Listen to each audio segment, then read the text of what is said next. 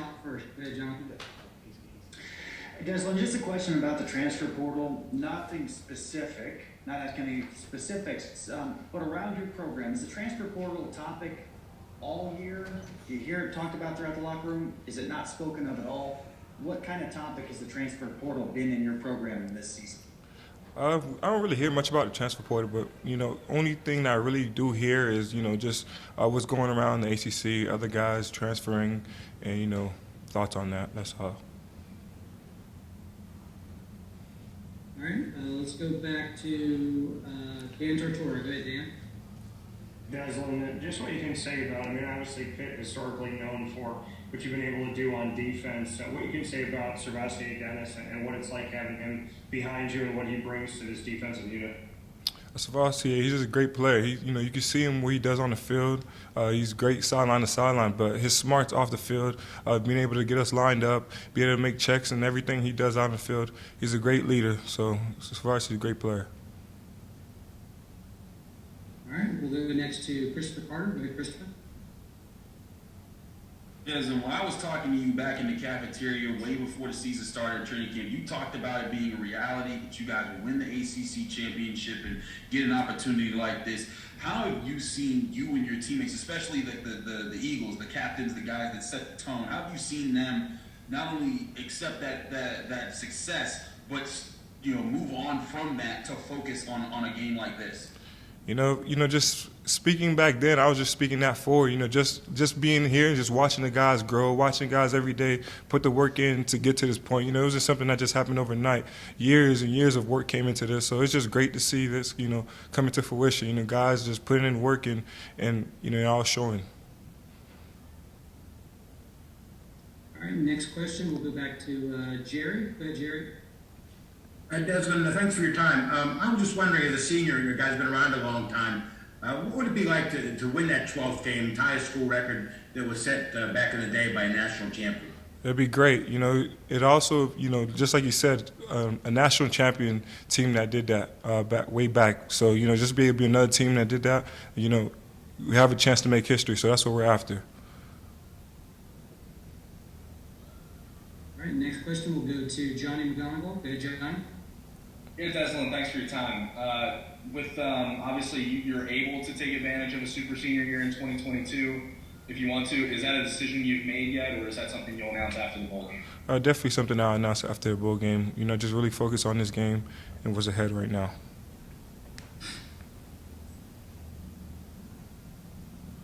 All right, next question will go to Anthony Patterson from the AJC. Go ahead, Anthony. Hey, Deslin. Hope you're having a great day so far. My question more so was, when you look at this Michigan State team and see them on film, what stands out to you when you look at them, and do they compare to any other teams that you played? I think they're a really good team. It says my mic's muted.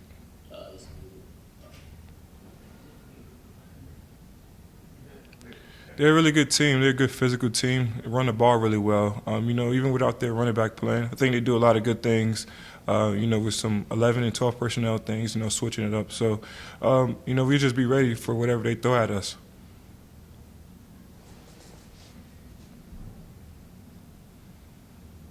All right, we'll take our next question from Chris Solari. Go ahead, Chris.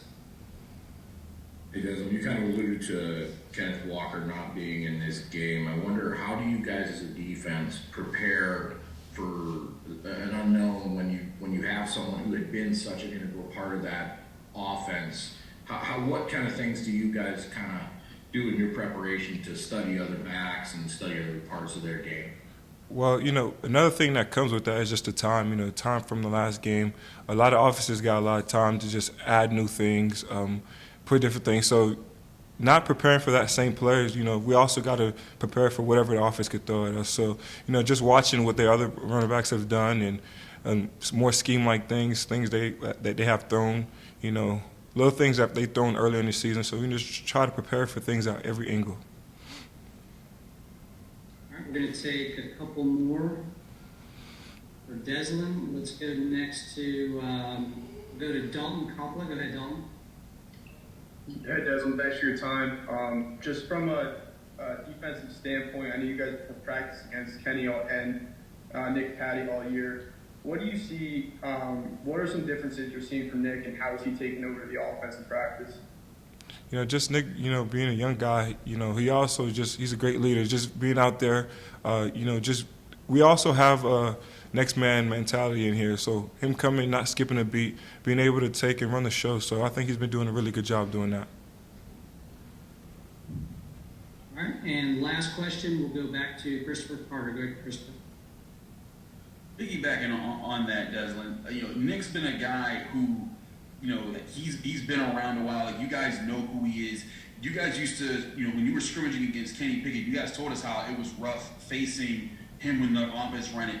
What is your experience lining up across from Nick, seeing what he brings to the table as a quarterback, and what is the vibe amongst the not just the leaders but the whole team about Nick as a person? I think Nick's a great competitor. He's a fiery kid, He does a lot of good things. He does a lot of good things with his throwing arm, does good things, extending plays. So Nick's a great competitor, so, I'm excited to see what he brings out for us on Thursday. All right, thanks a lot, Deslin. Appreciate your time. Thank you. Again, how's everyone doing? Merry Christmas, Happy Holidays. All right, same to you. Appreciate your time. We'll jump right back into it. Get a few questions for you here. Jerry, you're up first. Go ahead, Jerry. So thanks for your time. I was wondering, in the huddle, with a new guy running the show in the huddle, what's it been like? What's been the biggest difference in the huddle, in calling plays and everything between Nick and Kenny? Truthfully, there's not a lot. That's something that as an offense we've known, since I've been here is, Nick's a guy that when Kenny's not in there, he steps up and he replaces those shoes really well. He comes in, he controls the huddle. He's a general out there. Does a really good job with his offense and getting us where we need to be. So he doesn't skip a beat from where Kenny was, and that's something that, we're really happy about as an offense because, when you have a change, you wonder, can this guy do this? And we've always known he can, and he's shown that. Next question, we'll go to Johnny McGonigal. Go to Johnny. Yeah, Lucas, Coach Arduzzi informed us that Salem will be calling the plays for the Peach Bowl. Obviously, a guy that you work closely with week in, week out, day in, day out. What's it been like from how smooth it's been and how that's been, I guess, the practices so far with Salem covering things? Yeah, similar to what I was just saying about Patty with Turbo and Coach Salem, he just stepping right in and filling shoes, tremendously. He's a guy that's been doing this for a long time and he knows how to do it. And, that's what we know as an offense is we haven't skipped a beat with Patty and Turbo stepping up. It's just another day and we're getting back to work and, working out things that we've always needed to work out and improving on things on and off the field. So, Turbo's a great leader and, everybody respects him and we love him to death. And so, we're going to play our hearts out for him and we know he's going to give us his best too. If I could follow up on that, what has he meant to your development this year and Gavin as well? Just that room that's produced so much for you guys this season. Oh man, I can't say enough about Turbo and the things he does for me and the tight ends as a whole and really just the team. It doesn't matter if you're a tight end or you're a DB, he's always, energetic, always knows who you are, know your parents, your family, if you got a girlfriend, like he knows everything. And that's what you appreciate as a coach, as a player, Sometimes you don't get that, and that's something that I've appreciated and, I'll never forget, just being here and being with him and the things he's done for me on and off the field, whether it's confidence-wise or whether it's just, working out and getting plays in and out. So something I love about him and I'll cherish forever. All right, go to the next question from Dan Tortora. Yeah, Lucas, just what you could say about, you made the decision to come into Pittsburgh from Florida. What was it about the program back then? In hindsight, 2020, what can you say about, where this program stands in the world of college football in your opinion? Yeah, I think you see just a lot of growth. Since I stepped on campus here, I came with a purpose, and that's to, get an ACC championship and play with, Kenny Pickett and this team. And, that's something that I'll cherish, for my, rest of my life and be in the ACC championship with this team. Every year, every week, you see in the offseason, these guys, we just come together more and more. And it's a real unit as a whole in this team. And it's a brotherhood that, it's a lot of teams, wish to have. And we have that. And that's something that I love about this team is just the unity and how well we play together. All right, next question will go to Anthony Patterson. Yes, Lucas, kind of to go off of that, because it's similar to what I want to ask you, but, obviously with you coming in from Florida to a program like Pitt, how has being at Pitt helped you be a better tight end and just get better as a player? Yeah, at Florida, I was a special teams guy, getting, Tiger sets with Kyle Pitts. And so I knew where I wanted to go, which was a place like this where I could come in and, be a guy for them and be someone that can be a leader and help this team, win week in, week out. And gratefully, I've been able to do that. And so that's something that I love about this team is, they, accept me with open arms.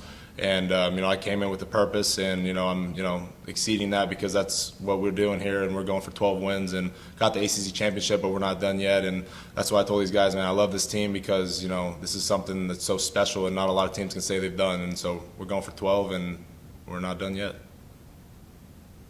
All right, we'll take our last question from Christopher Carter. Lucas, you've always had such a special bond with Kenny. You talked about how he was your best friend, how he was the guy that pulled you to Pitt when you talked to him, and you guys have had several big moments this year. Not just including the game winning touchdown in overtime against North Carolina, but just several connections. That chemistry that you guys had, plays that you guys could call, and he knew where you would be, and you knew where he wanted it.